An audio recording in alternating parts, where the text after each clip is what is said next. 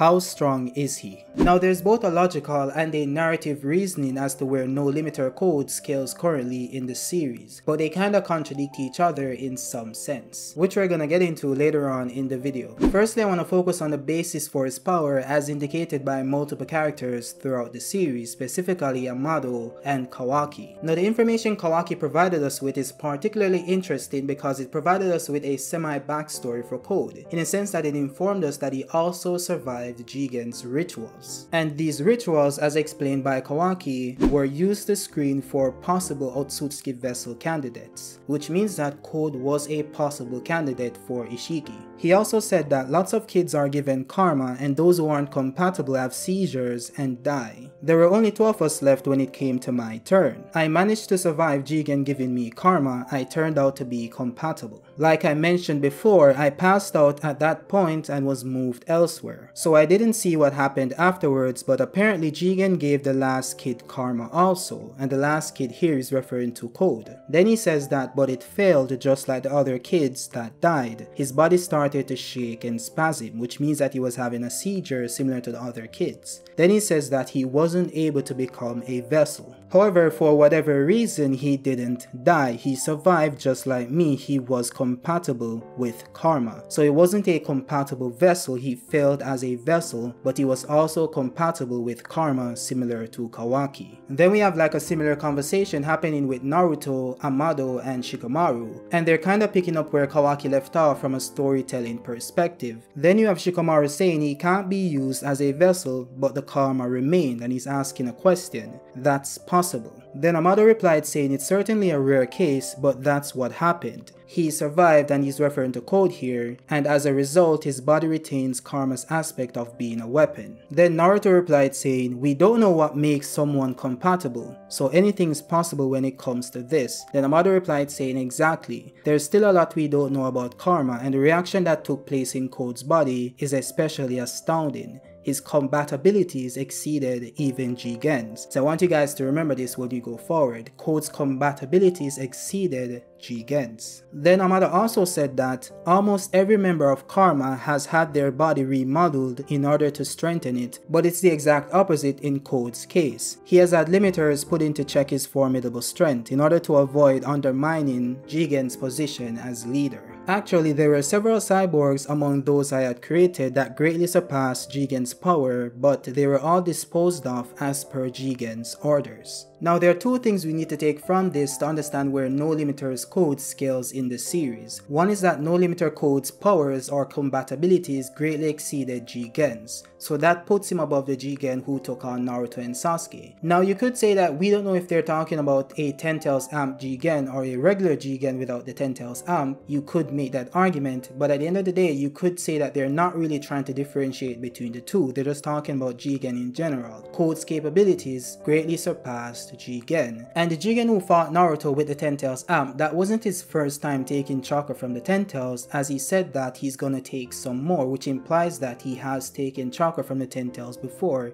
It's something he continuously does. So you could say that that implies that when Amado made the reference to Code being above Jigen, he's talking about Jigen with or without the 10 tails amp. Now the other thing we should take from this to kinda get to where we can scale No Limiter's Code is that Amado said that almost every member of Karma has had their body remodeled in order to strengthen it, but Code was the exact opposite. He had the limiters placed in order to put his formidable strength in check. So what this means is that Code greatly surpassed Jigen's compatibilities before he was turned into a cyborg, and this is backed up when we got the backstory for Kawaki. It shows a kid Code and a kid Kawaki that looks to be the same age as when they were put into the pods. They're having a fight and Code is asking Kawaki why you? Why isn't it me? And he's referring to why was Kawaki chosen to be the perfect vessel? Why did Kawaki get the black karma and he didn't? And we see Code throw Kawaki to the ground even in base, which shows that Code himself is stronger than Kawaki without utilizing karma. And we see this in the internal dialogue for Kawaki. Says that he's so strong, is he a monster? Then we see Code activate his white karma and he says that he's jealous of Kawaki. I hate you so much. If you weren't a chosen vessel, I'd kill you right now. Now the interesting thing about this version of Code is that he doesn't have his talents or his is not using them, and neither is Kawaki using his genetically enhanced prowess, which is referring to his body enhancements or his body modifications. So what this could be implying, and it makes sense, is that at this point in time they didn't have those enhancements as yet. They just received karma because they look to be the same age as when they were in the pods, and this seems to be right after they were given the karma per the dialogue between Code and Kawaki. And the reason why we can deduce that this is Code with his limiters before he was cybernetically enhanced is that this Code doesn't have the features of no limiters Code. As we've seen with Code in the latest chapters, when he's in his no limiters form, his hair seems to be standing upwards and his eyelashes are very pronounced. So this doesn't seem to be Code in his no limiters form, which means that this version of Kid Code who just received the karma was already given the limiters. Now, since you've deduced that Code is stated to be above Jigen, and Jigen is above Naruto and Sasuke in their full powered forms, and we can also deduce that when Amado said that Code was above Jigen, he was referring to full power Jigen that's in Karma V2 or Karma V3, because why would he be referring to a less powerful form of Jigen then say Code is above him? Obviously he's referring to peak power Jigen, and Code surpassed that power. So which means that this version of Code, no limiters Code, should be above Naruto and Sasuke at full power as well. Now all of that is the narrative reasoning behind Code's power or where he should scale. Now then you have like a logical reason when it comes to feats and other statements as well as it relates to Kawaki and who should be stronger between the two. Because we seem to be struggling between who's the peak power in the series right now between Kawaki or no limiters Code. Because there's a logical explanation as to why Kawaki should be above no limiters Code based on what was given to these characters, which is what is causing the confusion. And we can get to that logical deduction by saying that Kawaki should be able to access the same amount of power that Code can because Kawaki has a karma as well, and you could technically give him an advantage because Kawaki has a real karma. And you can also add that Kawaki is 85 or 82% Ishiki Otsutsuki because his body was Otsutsukified as opposed to Code, who hasn't been Otsutsukified by his karma. He's only drawn on the power within karma, which is why Code is affected by Ada's ability because he's not Otsutsuki. Then you can also add that because Kawaki has access to Ishiki's DNA, he also has access to Ishiki's dojutsu, which Code doesn't. He has never manifested Ishiki's dojutsu, nor does he have Ishiki's abilities, but Kawaki does. And we do know that based on established lore, dojutsus do provide a power boost to the person using them, as seen when Sasuke took Itachi's eyes and he said that he can feel Itachi's power flowing into him, or when Obito said that the Renegon's power or chakra was too much for him to handle, which is why he only took one. So these are both characters using two different dojutsus saying the same thing, that they do provide a boost to the character, a power boost and a chakra boost. Now you could say that Ishiki's dojutsu is Ishiki's dojutsu, so it might not do the same thing, but when in a situation like this, what you use is established lore, and it's established that dojutsus do provide a boost based on multiple characters saying the same thing about different dojutsu. So pick the more likely option. So in essence, Kawaki has everything Code has, in the sense that Kawaki has the same karma or a better karma that gives him access to the same power Code is drawing from, and Kawaki also has multiple factors that Code doesn't. So why does Code scale above Kawaki? Why is that? Because it was implied by Amado that Code scaled above Jigen just based on the white karma. It wasn't because of any genetic amplification. So that's where the logical reasoning kinda contradicts the narrative reasoning I explained earlier, because narratively Code should be stronger. He's the main antagonist or main villain at this point in the story. So since he already lost to Kawaki, he shouldn't still be weaker than Kawaki when he finally got the power boost that they hyped up for multiple chapters. It wouldn't make sense. So narratively, for the story to make sense, and narratively based on the statements that were provided by Amado, Code should be stronger than Kawaki.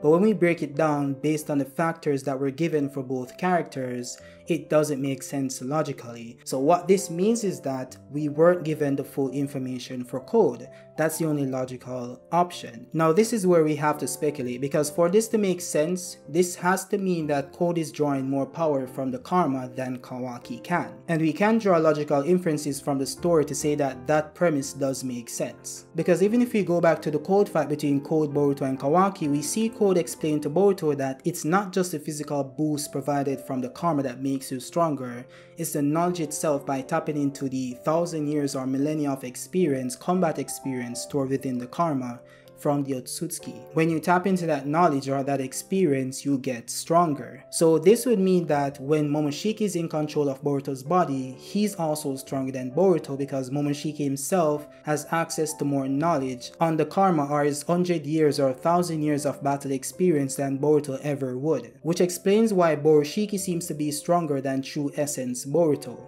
because Borushiki is Momoshiki in control and he has access to that knowledge, which means that Borushiki is able to draw on more power from the karma itself than Boruto can in his true essence form. Now this brings us back to Kawaki versus Boruto. We see that Boruto is relative to Kawaki when Momoshiki is in control. Why is that? Because Kawaki should technically be stronger because Kawaki has the stronger Otsutsuki. But what we have to remember is that Momoshiki is in control of Boruto's body, which means that he's drawing on more power from the karma than Kawaki can from his karma, because Kawaki is in control of his body, not Ishiki. So even though Kawaki is tapping into his Kawashiki state, he's still not as strong as if Ishiki was doing that, because Ishiki would have more access to the power within the karma. So that explains why Kawaki was not as strong as he should have been, and why Momoshiki seemed to have been keeping up with Kawaki, which shouldn't be the case, because Momoshiki can draw on more power than Kawaki can from his karma, which makes him relative to Kawaki. Now if Boruto was in control at that point in time, Kawaki would definitely be stronger because he's pulling on the same amount of information Boruto can, because he's also tapping into the knowledge of the Otsutsuki, but he also has the stronger Otsutsuki. So if Boruto was in control of his body, Kawaki would beat Boruto in that point in time. Now this brings us back to the white karma. If we believe that there's a knowledge cap on the black karma and you need more knowledge on the Otsutsuki's battle experience to draw on more power, then that means that for Code to be stronger than Kawaki,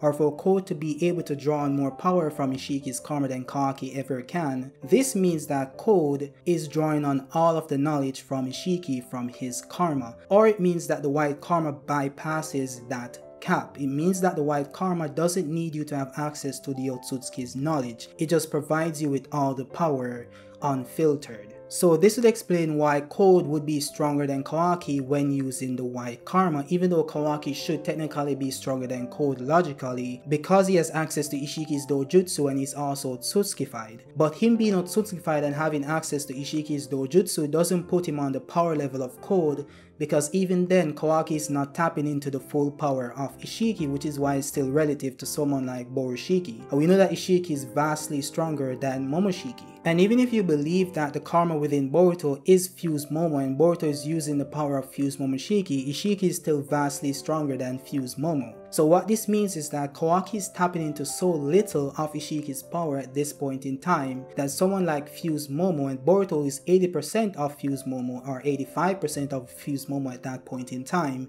can be relative to him, but Momoshiki is simply taking over and accessing more of his knowledge. So this means that Kawaki isn't tapping into the full power of Ishiki, and it makes sense because Kawaki isn't tapping into the full power or the full knowledge of the battle experience stored within the karma, but Code can with the white karma. So this would explain why Code vastly surpassed Jigen, because Code can access all of the powers stored within the karma, which would be equivalent to the resurrected Otsutsuki, as opposed to Jigen, who cannot tap into the resurrected Otsutsuki's power because he's still limited by his vessel. So this is why Code is stronger than Jigen, because Code doesn't have those limitations with the white karma. The white karma gives him pure access to the full power within the karma seal. So this is how I've rationalized it and said that this is the only logical way Code would be stronger than Kawaki, even though Kawaki seems to have more abilities and more benefits from his karma. Code seems to have been tapping into the full power within karma, more power than Kawaki ever can or ever will be, because Kawaki will still be limited by the fact that he's still a vessel, and what we know is that the vessel is nothing compared to the resurrected Otsutsuki. When the resurrected Otsutsuki resurrects in the body, he's brimming with power, as stated by Ishiki when he first resurrected. Now you could say that it was limited by Jigen being weakened because his body was frail and he couldn't handle the power, but I also believe that the vessels themselves, they cannot tap into the full power of the Otsutsuki within the karma. Only the resurrected Otsutsuki, once they resurrect, can tap into that power. And Code seems to be able to with his white karma. His white karma gives him access to the power only a resurrected Otsutsuki can draw from the karma. But that's just me, guys. Let me know what you think about it in the comment section. Do you believe that Code has access to the full power within karma because he has a white karma and that is the benefit of using the white karma? Or do you believe that the white karma is tampered with or was tampered with by a model, which is why Code is so strong? Do you believe that the white karma consists of maybe another Otsutsuki, he did like some mumbo jumbo and merged two Otsutsuki's power together, which is why Code is so strong? You could say that, and I think that's also possible. I'll probably make a video on it in the future and flesh it out a bit to make it make more sense, but let me know what you think about it in the comment section. Do you think Korin Kawaki is stronger than No Limiter Code, or do you think No Limiter Code is stronger? Give your reasoning if you disagree with the premise I laid out in the video, or my explanation, or my theory on why Code would be stronger. Let me know why in the comment section. And with that being said, guys, I hope you guys have an awesome day. Remember to like, share, subscribe, and I'll see you guys next time. Peace out.